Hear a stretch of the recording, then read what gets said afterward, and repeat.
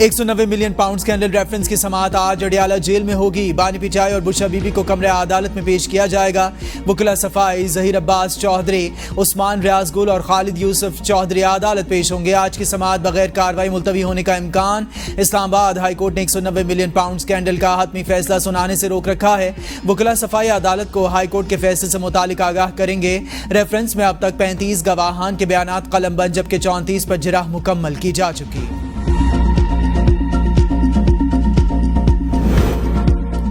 پاکستان نے دہشت گردی کے خلاف جاری جنگ میں بھاری قیمت چکائی۔ صدر مملکت آصف علی زرداری کا متاثرین دہشت گردی کی یاد اور انہیں خراج تحسین پیش کرنے کے عالمی دن کے موقع پر پیغام۔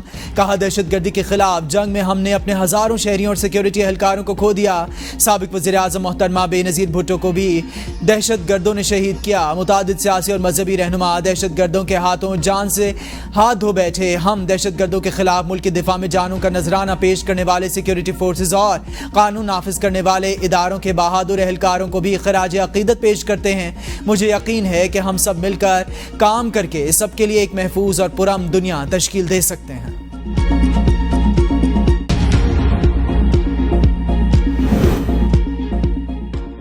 راولپنڈی اسلام آباد میں کہیں ہلکی تو کہیں تیز بارش۔ گوجرانوالہ حافظ آباد میں بھی ساون کی بارش۔ محکمہ موسمیات کے مطابق کشمیر، بالائی جنوبی پنجاب، پوٹھوہار، خیبر پختونخوا، گلگت بلتستان اور شمال مشرقی بلوچستان میں تیز ہواؤں اور گرج چمک کے ساتھ بارش کا امکان۔ بالائی خیبر پختونخوا، شمال مشرقی پنجاب میں چند مقامات پر موسلادھار بارش کی پیش گوئی۔